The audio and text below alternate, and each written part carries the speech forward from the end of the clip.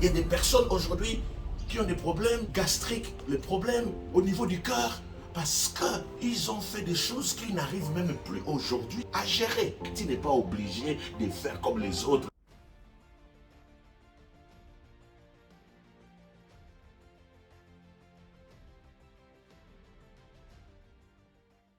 Que le Seigneur vous bénisse abondamment. Nous voulons partager la parole du Seigneur. Cher Saint-Esprit, nous avons besoin de toi. Conduis-nous par la puissance du Saint-Esprit au nom de Jésus-Christ. Amen. Le renouvellement de l'intelligence. Romains chapitre 12, verset 2. À plusieurs reprises, j'ai été invité à prendre part à des cérémonies de mariage, des dots. J'ai vu comment les dots versées sont coûteuses. Des sommes astronomiques. Les listes, une liste pour la famille maternelle, la famille paternelle, les tout s'élevant parfois à des milliers de dollars, 50 000, 100 000, 10 000, 20 000, à des millions dans les zones francs CFA, sans tenir compte des revenus du futur marié, de son rang social, de sa capacité à loger, à nourrir la famille, la belle famille. Le plus important est que les parents soient satisfaits, contents de ce que leur fille ait été honorée. Peu importe ce qui va se passer après, l'important c'est d'honorer la belle famille. S'il faut prendre un crédit, s'il faut donner des millions, s'il faut organiser un grand mariage, ce qui est nécessaire, c'est le mariage. La galère qui vient après, on verra ça après. Il y a même des jeunes couples qui ont eu à emprunter de l'argent à gauche, à droite. Mais dernièrement, j'ai été surpris par une sœur qui est rentrée à mon bureau il y a peut-être une semaine. On était en train de parler affaires. Elle m'a montré ses relevés bancaires. Cette femme est multimillionnaire. Ses parents sont millionnaires. Mais la dame m'a dit, je viens d'organiser mon mariage il y a quelques jours. J'ai eu à dépenser 2000 euros. Waouh! Multimillionnaire qui organise un mariage de 2000 euros. Et pourtant, cette fille est issue d'une famille de nantis, d'une famille riche. Mais pour son mariage, elle dépense 2000 euros. En France, c'est l'équivalent de 1 300 000.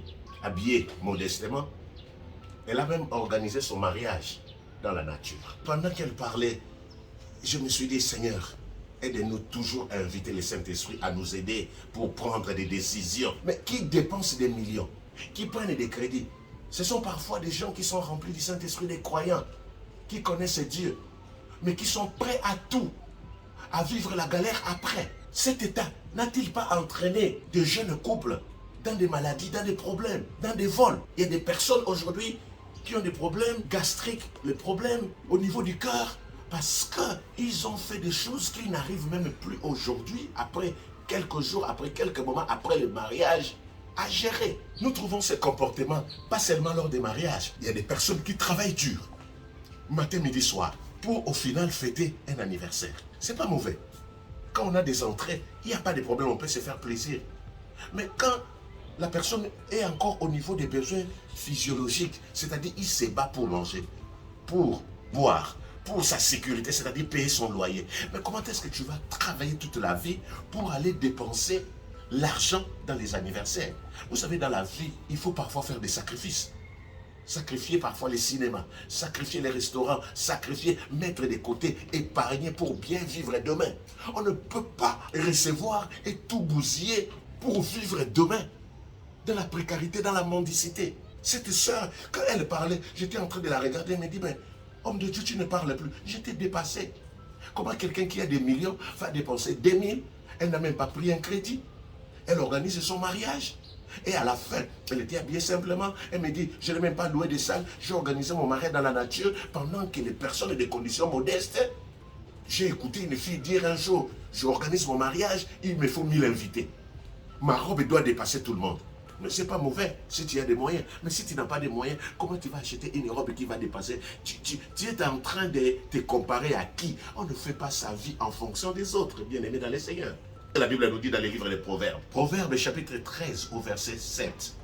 Tel fait les riches. Tel fait les riches et n'a rien du tout. Tel fait les pauvres à des grands biens. Vous voyez? Les riches se cachent. Les riches vivent modestement. Mais les pauvres vivent au-dessus de leurs moyens. Pendant les anniversaires, pendant les fêtes, je connais quelqu'un. Je connais un monsieur. Lui, quand il a l'argent, il invite tous les amis au restaurant. Son père lui a laissé des appartements. Ce ne sont même pas ses appartements. Quand il perçoit, comment on appelle ça, les loyers, il amène tout le monde au restaurant. Pendant 2, 3, 4 jours. Mais une semaine après, il reste à la maison en train de cligner les yeux. Et il demande même à sa mère 5 euros. Un jour, sa mère a dit, tu vas me tuer. Mais il y a une semaine, tu avais près de 10 000 euros. Tu as fait quoi avec? Nous devons vivre, renouveler. Demander au Saint-Esprit de renouveler notre intelligence. Nous ne devons pas faire le suivisme. Vivre en fonction de l'autre. Si l'autre est en train de jouer, si ce n'est pas encore le temps pour toi de jouer, tu dois être lucide.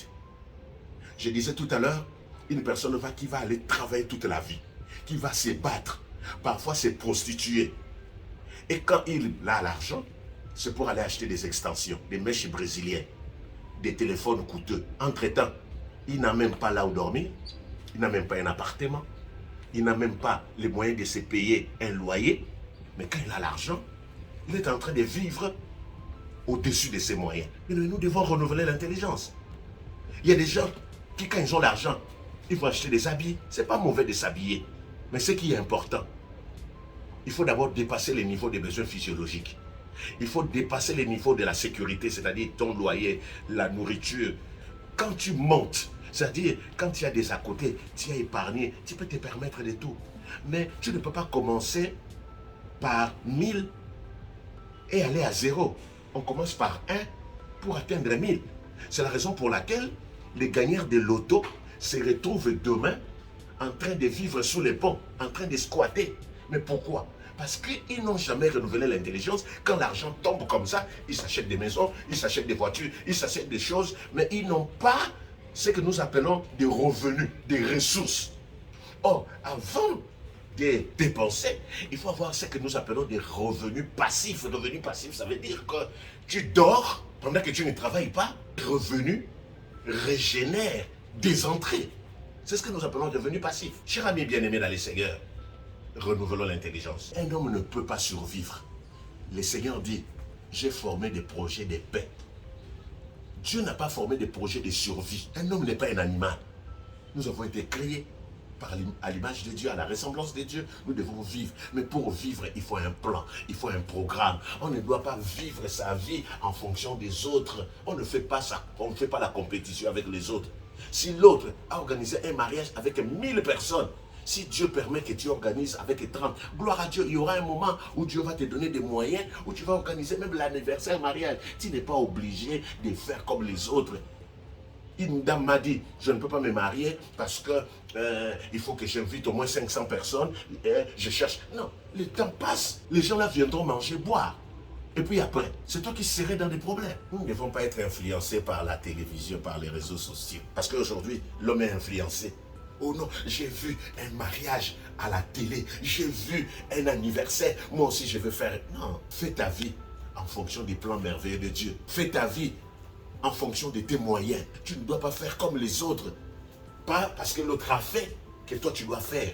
Non, bien-aimé dans les Seigneurs. Une dame qui citait avec des sacs de luxe, des sacs de barque.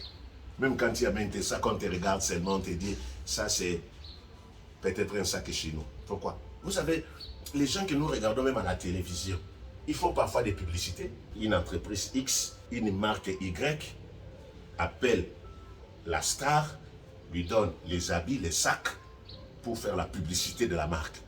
Mais toi maintenant, si tu veux vivre, parce que lui a tel téléphone, vous savez, j'ai souvent des téléphones qui me coûtent cher, mais que je n'achète pas. Mais si toi tu veux faire comme moi, tu vas aller voler.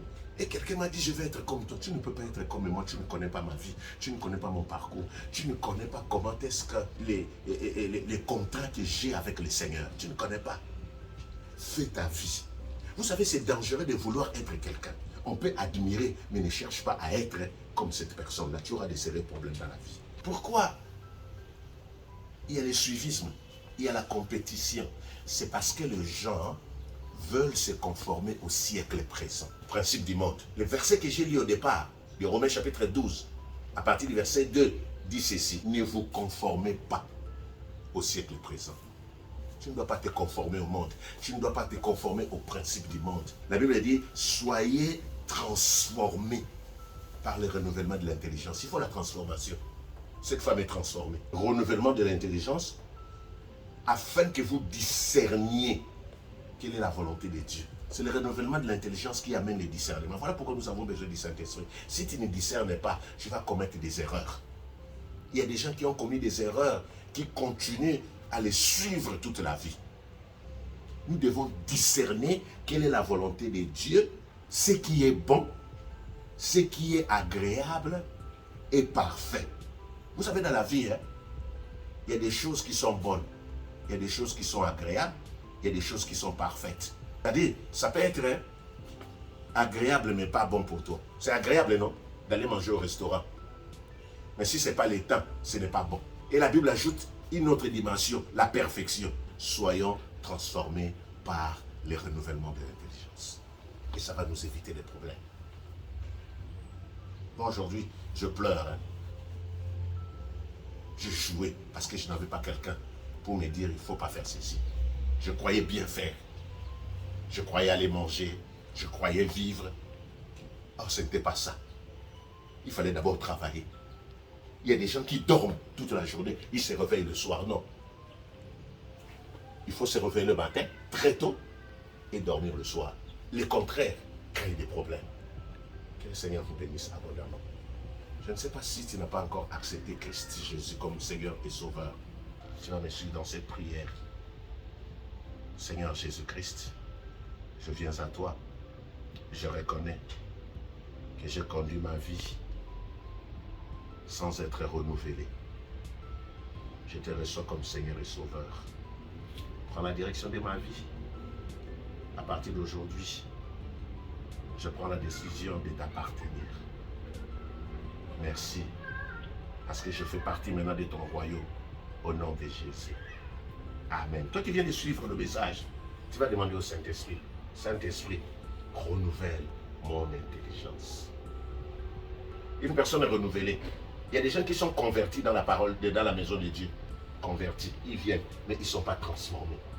Il y a la conversion, il y a ce que j'appelle le renouvellement de l'intelligence qui est la transformation. Et nous, au Centre culturel chrétien, nous amenons les gens à ne pas seulement rester convertis, mais à être renouvelés, à renouveler leur intelligence. Tu vas élever seulement tes mains.